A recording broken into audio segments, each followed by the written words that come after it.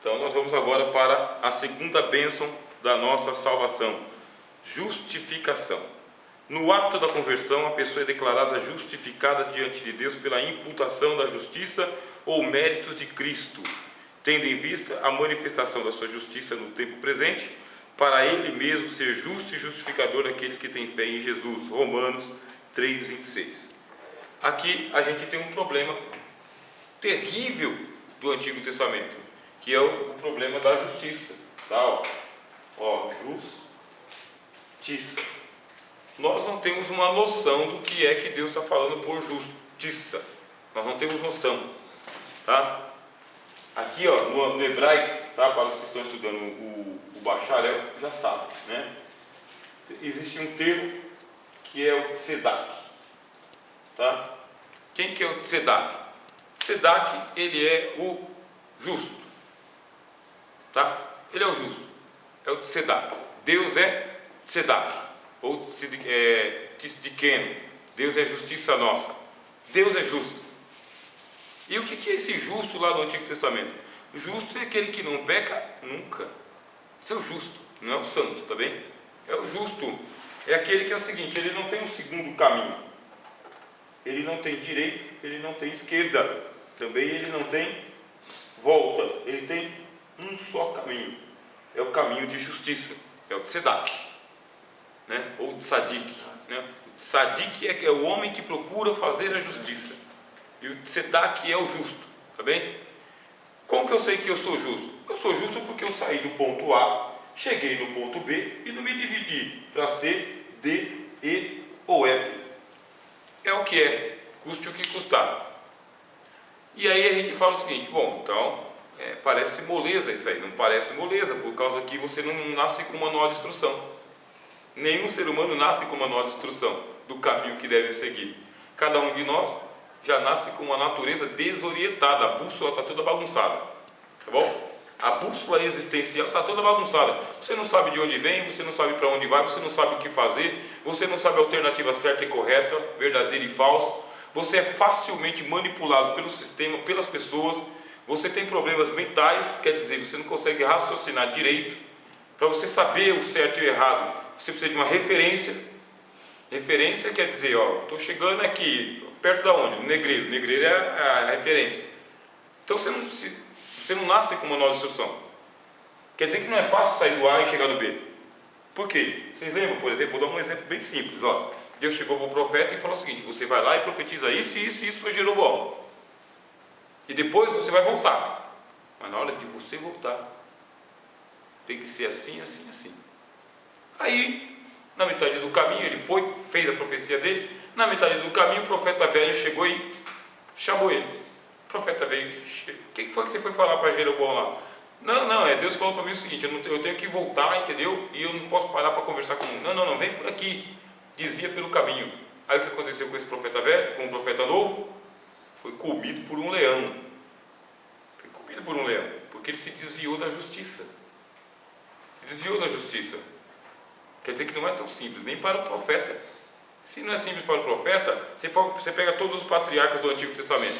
Todos tiveram falha de caráter, falha de teologia, noção inexata sobre Deus. Eles tinham vários erros morais. Não é fácil você dizer, justo. Agora, os injustos herdarão o reino de Deus? Não, os injustos não herdarão o reino de Deus. Esses aí que andam cada um pelo seu próprio caminho, embica o nariz e vai, cria religião, cria filosofia, cria ciência, cria verdade, cria sociedades. Está tudo injusto. Todos pecaram e destituídos estão na glória de Deus. E agora, como que vai fazer se os injustos não herdarão o reino de Deus? Precisa consertar o caminho. Tem que consertar o caminho. E como que o homem vai consertar o caminho? Impossível o homem consertar o caminho, porque não sabemos o caminho, até que o caminho vem até nós. Aí o caminho vem até nós e fala: eu sou o caminho. Quem? Jesus. Eu sou o caminho, e eu sou a verdade, e eu sou a vida. Quem me segue jamais andará em trevas, encontrou a luz da vida. Jesus falando: permanecei em mim, e eu permanecerei em vocês. Ponto. Jesus é o caminho. Aí vem o conceito de justificação. Como assim? Eu estou desorientado, que nem uma barata tonta que tomei uma intoxicada de veneno. Não sei para onde ir nem para onde vou. Eu sou Tomé, perguntando para Jesus. Não sabemos para onde vai, como que a gente vai saber o caminho? É a pergunta, é a conversa, né? A gente não sabe. Aí o que a gente tem que fazer? Andar pelo caminho, Jesus. Se você anda pelo caminho que é Jesus, aí você é justificado, mais uma vez, pela fé. O que significa isso? O caminho que você está andando te justifica. Não são as obras que você faz no caminho. É o caminho que te justifica. Não é o que você faz. É o simples fato de você crer no que Jesus falou, de que Ele é o caminho, que Ele te conduz, que Ele te leva, e aí você é justificado de todos os seus pecados. Justificado, e você não precisa explicar para Deus o que você fez e nem por que você fez. Quer Deus ficar enfadonho? Você quer ver Deus ficar enfadonho no trono? É você chegar diante de Deus para explicar o inexplicável. Tenta explicar o seu pecado, por que você roubou, matou, cheirou, prostituiu. Tenta explicar. Deus fica enfadonho. Não precisa. Você não precisa fazer isso aí. Por quê? O sangue de Cristo faz isso por você mudo. O sangue mudo de Jesus é a justificativa que Deus quer ouvir. Em outras palavras, deixa eu falar com Jesus, fica do lado. Deixa eu falar com Jesus. Ou, escuta, Jesus já te justificou. Jesus já falou. Não precisa mais se preocupar com isto. Olha a consciência que o Evangelho cria no homem, na mulher, no jovem, na pessoa. Consciência de que você não precisa dar explicações para Deus do porquê que você precisa ser perdoado e porquê que você pecou. Você chega com simplicidade diante de Deus e fala: Senhor, eu estou aqui, recebei-me em nome de Jesus, perdoa os meus pecados. Ponto final. É fim de papo. Agora a gente não consegue fazer isso, porque a gente quer detalhar e tricotar diante de Deus. Você pode tricotar diante da igreja, se você quiser detalhar, até do padre do confessionário, ou seu pastor, ou um psicólogo, que é muito bom. O psicólogo vai te ajudar. Mas diante de Deus, esse assunto é um assunto batido. Batido. Você está justificado pela fé. Aí você vai ler o Salmo, né? Porque teólogo tem que ter a Bíblia na mão. Teólogo que não tem a Bíblia na mão está com defeito de fabricação. Não dá para conversar com um cara desse aqui, não lembra dos textos bíblicos. Não sei o que acontece com esse povo, né? Quer fazer teologia, mas não quer ler Bíblia. Fica ruim, né? Então vamos lá, Salmo de número 32. Lembrando que salmos sempre são números, tá? Não são capítulos. Salmo de número 32. A gente já leu aqui na aula passada, mas não custa nada reler. Bem-aventurado aquele cuja transgressão é perdoada e cujo pecado é coberto. Bem-aventurado o homem a quem o Senhor não imputa maldade e em cujo espírito não há engano. Com esta passagem, o apóstolo Paulo escreveu uma carta inteira, meus irmãos. Uma carta inteira. Só com essa passagem. Toda a carta do apóstolo Paulo aos Romanos é uma explanação do Salmo 32. Estou falando isso com convicção e conhecimento de causa. Vou escrever uma carta aos Romanos. Que texto que eu vou explanar? Salmo 32. Está tudo ali. O que o salmista colocou no Salmo 32, versículo 1 e 2, é o que o apóstolo Paulo colocou em 16 capítulos da carta aos Romanos para falar da nossa justificação pela fé. Aí você fala: doutrina moleza, fácil. Moleza e fácil não é. Por quê? Olha só quantos homens entenderam a doutrina da justificação pela fé. Davi, 1000 anos antes de Cristo, pulou. Paulo passou 1000 anos para outro homem entender o que é justificação pela fé. Paulo pulou. Martinho Lutero, 1500 anos, de Paulo a Martinho Lutero, 1500 anos para entender essa doutrina. 1000 antes de Cristo com Davi, Paulo, Martinho Lutero. 3 homens entenderam a doutrina da justificação pela fé. E depois o senhor Martinho Lutero demorou aproximadamente mais 300 anos para surgir um homem chamado George Whitefield na história da igreja, que entendeu igual Paulo entendeu.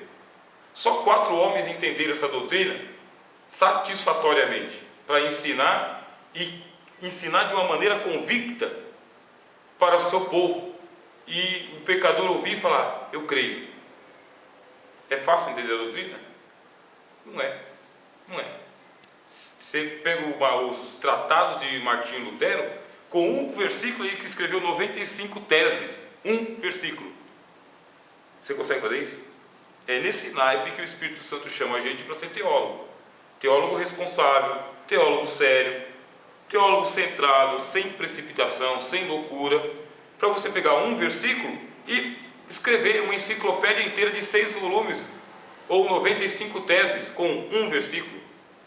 Eu fiquei espantado quando eu estava fazendo meu curso de teologia, que eu fui ler as obras do Dr. Martin Lloyd Jones, por causa que o livro tinha mais de 400 páginas. Mais de 400 páginas. Para comentar um versículo, que era Efésios, capítulo 6, versículo 10. Fortalecei-vos no Senhor e na força do seu poder. 400 páginas para explicar um versículo. Ele começava o capítulo seguinte do mesmo versículo. Aí ele terminava, escrevia, aí como o outro versículo, o outro livro que eu ia, o outro capítulo que eu ia ler, era o mesmo versículo. Aí o detalhe, ele falou: e eu demorei 10 anos para ensinar a carta aos Efésios, que só tem 6 capítulos. Deve ser uma coisa bem enfadonha, você imagina, né? 10 anos para ensinar 6 capítulos para a igreja. Mas é a seriedade da revelação da palavra de Deus. Você tem uma doutrina que não é fácil de ser entendida. Só 4 gigantes conseguiram chegar lá de entender, crer e ensinar. Eu dei os nomes aqui: Davi, Paulo, Lutero e George Whitefield. Depois de George Whitefield, está todo mundo devendo para ele. Não consegue explicar do jeito que ele explicou. Não consegue. Porque o ministério de George Whitefield era um ministério de evangelização e de ganhar almas e mais almas e mais almas, explicando isso aqui, ó. Justificação pela fé. A gente vai ter que ter mais responsabilidade na pregação da palavra. Vamos ter que ter mais responsabilidade no ensino da palavra e mais responsabilidade no estudo da palavra também. O pastor falou o seguinte: olha, você vai ensinar na escola dominical no próximo domingo. Se você costumava jejuar e orar, agora você vai jejuar, orar e estudar mais. Isso aí é uma cobrança que vem, né, de todos nós. Em um outro núcleo teológico que eu estou ensinando, da Associação dos Teólogos de Fronteira, o pastor falou: rapaz, depois que a gente começou o estudo aqui, para mim pregar ficou um pouco mais difícil, porque eu achei que já estava bom o que eu sabia pregar, mas aí o curso de teologia veio e colocou um peso, e eu sei que eu prego no Espírito Santo, mas a responsabilidade parece que aumenta, e aumenta mesmo. Aumenta mesmo. Aonde aumenta o conhecimento, aumenta o enfado, a canseira e a responsabilidade. Com grandes poderes, em grandes responsabilidades.